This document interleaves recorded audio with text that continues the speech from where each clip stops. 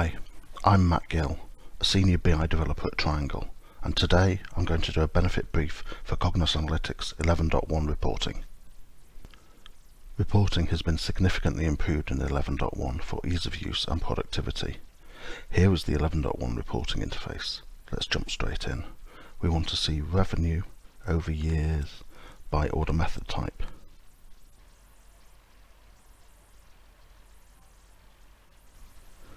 Before 11.1, Cognos would have created a list with 3 columns. Now, it realizes a visualization is suitable and selects one. It has automatically chosen an area chart, and we can instantly see that web orders now completely dominates all other ordering types. In 11.1, the viz is not excessively large as it was in earlier v11.0 releases. See R12 here. This is the older viz with the same data and without any changes made. The text size is large, and so without making any changes, the axis values cannot even be read. Back to 11.1. Here I have a column chart with product type and revenue. We are showing a lot of data, and in 11.1 the end user can now zoom in with the mouse wheel to see part of the chart in more detail. They can scroll left and right and zoom out again. But what if the end user wants to filter the chart by a category not displayed on the chart, say the higher level product line? Well, they can in 11.1. Here we have the new 11.1 filter button, and as well as filtering by product type shown in the chart, the end user can now also filter by product line, so they can select camping equipment or golf equipment or multiple, and the viz updates instantly. But we can allow filtering on even more columns. Here, in another report, let's filter the viz by sales visits in North America. Select the viz, then select the filter button. So, for North America, filter on retailer country, Canada, and the United States. Order method type, sales visit. We now see revenue from sales visits in North America. To enable this, in edit mode, select the viz, then simply add the additional columns to be filtered on to the extra data area. There. Note, there is a limit of 5,000 distinct combinations.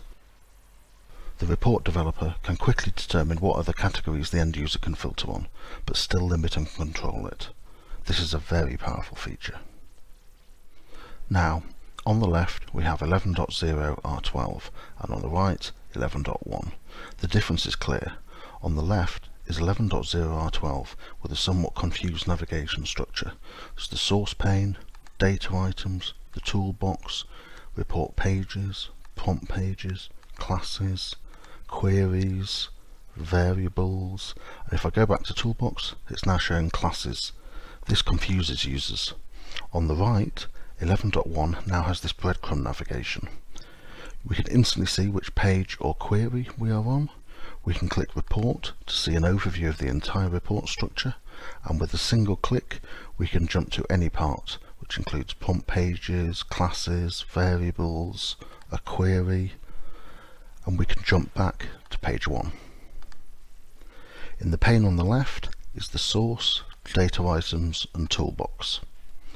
This is structured the same as version 10 was. 11.1 is definitely an improvement.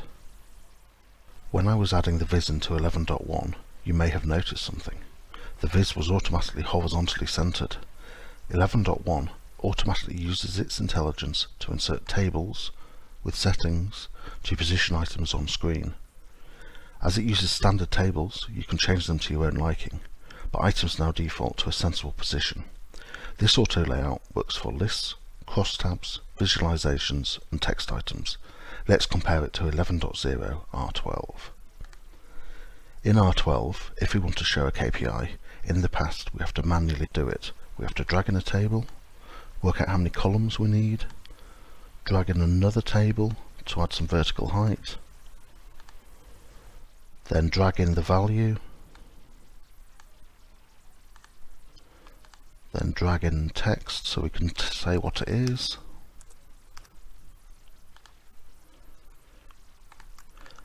Then we can change the font size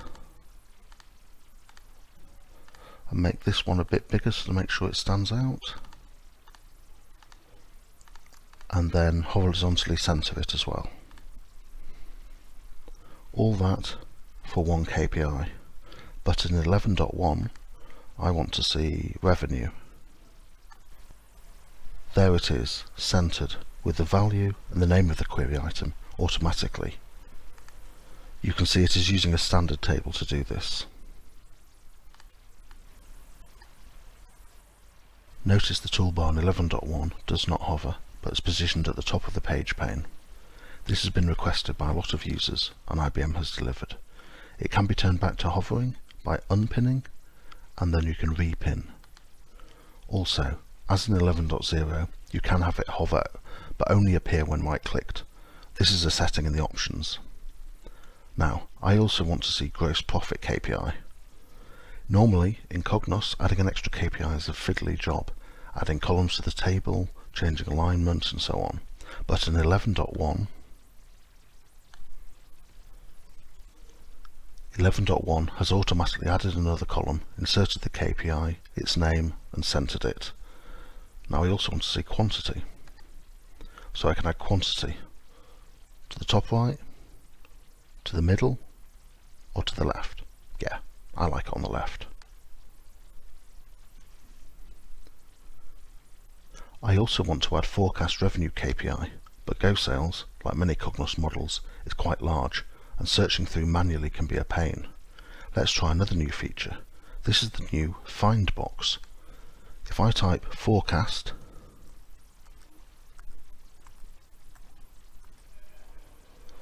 then Cognos searches the entire model as I type.